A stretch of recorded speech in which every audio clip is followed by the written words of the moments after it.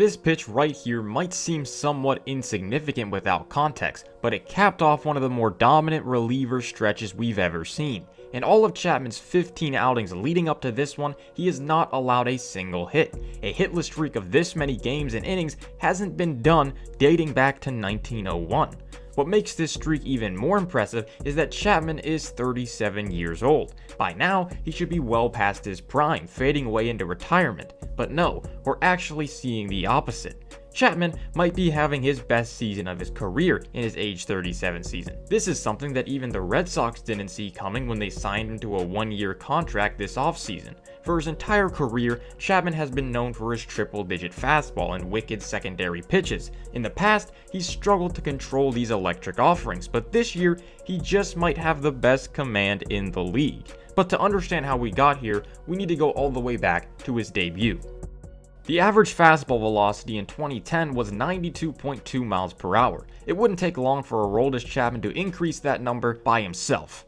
The second fastball he ever threw at the major league level was clocked in at 103.2 miles per hour. This type of velocity will still catch your eyes nowadays, but back in 2010, it might as well be considered witchcraft. If we zoom out and look at this debut as a whole, you can see the hype that this velocity garnered. I want you to tell me the last time a reliever got a standing ovation coming in for his debut. We got this custom graphic on the broadcast, which in of itself is abnormal for 2010, but even a bigger note is that the broadcast didn't cut to commercial. We got to see Chapman trot out of the bullpen for the first time live. We saw something similar when top pitching prospect Bubba Chandler made his debut out of the bullpen earlier this year, although the crowd wasn't as nearly into it as it was for Chapman. His first opponent was Jonathan Lucroy. The first pitch was a fastball which the broadcast had at 98 miles per hour, though pitch tracking had it even faster at 99, which was a consistent gap all night. Basically, you can add 1 mile per hour to what you see on the broadcast. The fastball was not all that Chapman had, and Lucroy would soon learn that when he swung through a slider, nearly hitting his back foot. Coming off that pitch was an 103 mile per hour fastball,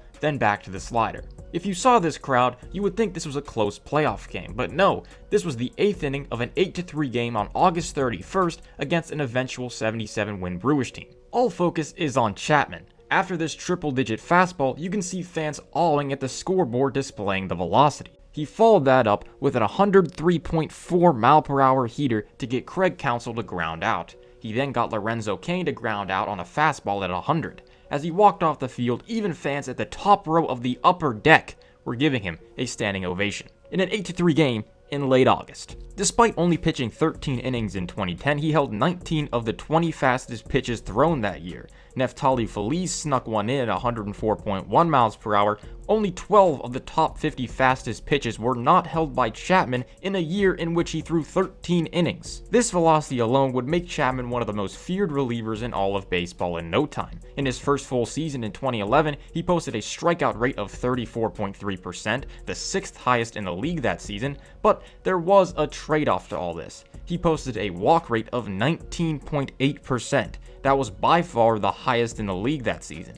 Chapman's control was his biggest weakness throughout his career. In his prime with the Reds, he was able to mitigate the walk rate in the 8% to 12% range. Given his stuff, that was plenty good enough to be an effective pitcher. From 2012 to 2015, Chapman was as good as any reliever out there, posting ERAs and FIPs at most in the 2s and even recording a sub-1 FIP in 2014, one of the 4 reliever seasons to do that since the year 2000 with that many innings. In that 4-year span, he led all relievers in F4, FIP, Sierra, and strikeout rate, was second in xFIP, and was top 7 in ERA.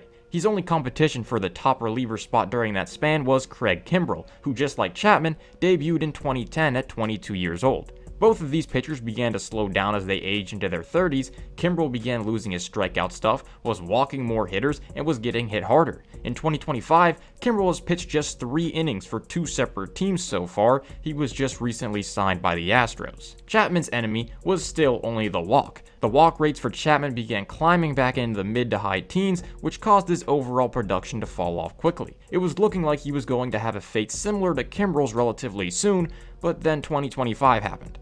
His walk rate plummeted to a career low at 7.1% at the ripe age of 37.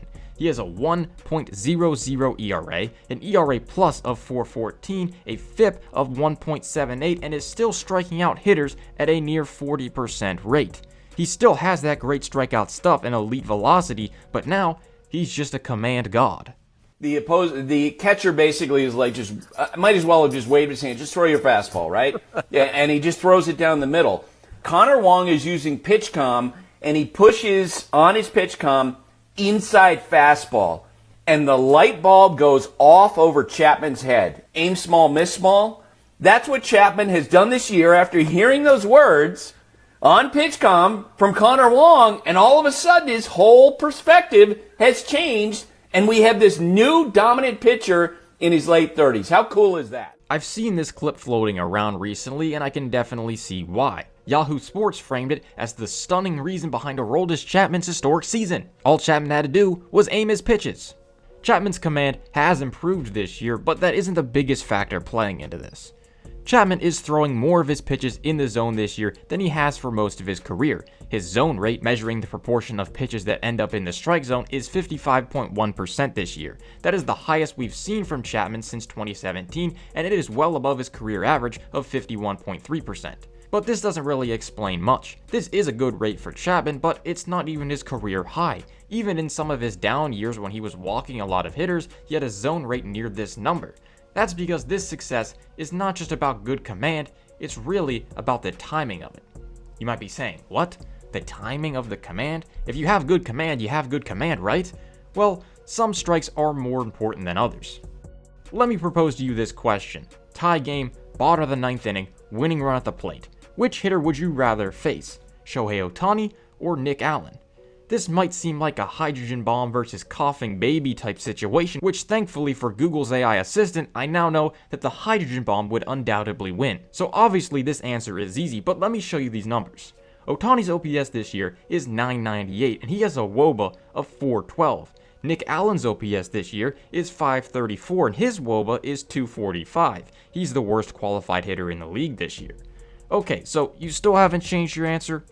Good, I think most of you would rather face Nick Allen. Now little did you know, this was all a setup just to show you how much the count affects the game. League-wide this year, when the plate appearance ends with the hitter ahead in the count and the pitcher behind in the count, hitters have an OPS of 972 and a WOBA of 418. Those numbers are right in line with Ohtani's stat line this year. On the other hand, when the plate appearance ends with the hitter behind in the count and the pitcher ahead, hitters have an OPS of 520 and a WOBA of 224. Those numbers are actually significantly worse than Nick Allen's, who is the, once again, least productive qualified hitter in the league this year. No hate to Nick Allen, he's really good on defense. So basically what I'm saying here is that when the pitcher falls behind in the count, they're turning an average hitter into Shohei Ohtani, and when the pitcher gets ahead in the count, they're facing someone less fearsome than Nick Allen. Getting and staying ahead in the count is the most important thing that any pitcher can do. Aroldis Chapman this year is controlling the count better than he ever has. He's faced 196 batters so far this year, 115 of those batters went to an 0-1 count. Just 57 went to a 1-0 count. Chapman has a first pitch strike percentage of 71.1% this year. This number is the 5th best in the league amongst relievers with 50 innings. And when we graph this number out for Chapman's career, we see the relationship that we would expect. 2025 is just on a whole other level. His career high previously was 62.2%, which was in the shortened 2020 season. If we map out the rest of the count frequencies that Chapman has faced this year, we see a wonderful pattern. His 3 most frequent counts he's been in this year, excluding 0-0, are 0-1, 1-2, and 0-2. These 3 counts, uncoincidentally, are also the 3 counts that are labeled as ahead in the count for the pitcher. He's getting ahead and staying ahead. This is where the magic happens. First pitch strike rate is not the only stat that Chapman is seeing a career high in this year. He's also seeing career highs in out of zone swing rate, otherwise known as chase rate. This year that number's up to 34.4% for Chapman, a new high and a huge jump from what he was seeing in the past few years. Why are we seeing this jump? Because hitters are more likely to chase when they're behind in the count. League-wide in 2025, hitters have chased 27.1% of the pitches outside the zone when they're ahead in the count. When they're behind in the count, that number goes up to 33%. This is not really that surprising. In a 2-strike count, hitters are more likely to swing at that slider that looks like it might be a fastball on the edge of the plate until it dives down into the dirt. In a 3-0 or 3-1 count, that pitch probably won't entice the hitter as much. This is another key reason why Chapman is seeing the low walk rate this year. Ahead in the count more often, hitters will chase more often, meaning that even if Chapman still doesn't have elite command of his breaking pitches, he can throw them in the dirt and they're still going to be more effective in these hitters' counts. And when hitters swing at those pitches in the dirt, well, Chapman's not going to be walking them, he's going to be striking them out. So while I do think we have seen improvement from Chapman's command this year, I think it's a lot to do with just being aggressive early in the count. Chapman's walk rate isn't the lowest in the league this year, but his location plus is the highest amongst relievers. That's because location plus accounts for the situation that the pitcher is in when he locates his pitches. In an 0-0 count, a fastball in the zone is a really good pitch. The old saying goes, there's no better pitch than strike one. Look at the locations where Chapman is throwing his fastball this year. The most heavily clustered location is pretty much right down the middle. His fastball is so good that he can throw it in there and still find success, which is part of the reason why being aggressive early in the count works so well for him. In prior seasons, Chapman would fall behind in the count more often, then he would have to be more aggressive in the zone with his fastball in 2-0 and 3-1 counts, which is when hitters perform the best against fastballs, even ones as good as Chapman's. This improved command and, more importantly, aggressiveness has allowed Chapman to record one of the best stretches we've ever seen from a reliever ever. As of September 3rd, it's been 16 games, 13.2 innings, and 37 days since we've last seen Aroldis Chapman give up a hit. It all started against the Los Angeles Dodgers on July 26th, and it's now September 3rd. This is the only 16-game span where a pitcher threw at least 13 innings and did not allow a hit ever recorded. And I know this fact thanks to StatHead, and if you want to find stats and cool info just like this for yourself, click the link in description and use my code WILLITICS for 20% off. During this span, Chapman has done really well to put himself in this situation, as we've talked about this whole video, but he's also gotten some major luck to go his way. There were 24 balls put in play against Chapman in this stretch, and here are the expected batting average for these batted balls. If you calculate the probability that all of these batted balls went for outs, it's around 0.2%, also known as 1 in 500. This batted ball from Jackson Merrill was the most likely to become a hit, but of course it was basically right to the center fielder Jarren Duran, so it was an out.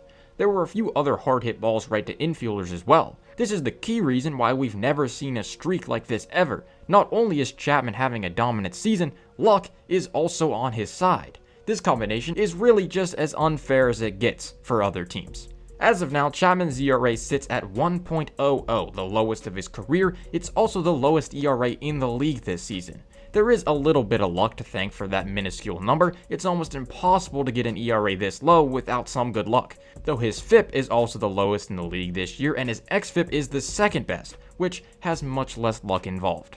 Chapman has certainly had his ups and downs in his career, but at the age of 37, he has made himself into one of the best relievers in the league again. As other star relievers from his generation like Kimbrel and Kenley Jansen fade away, Chapman is still going strong, making a powerful case for a Hall of Fame career. Thank you for watching, subscribe if you enjoyed, and I will see you next time. Goodbye.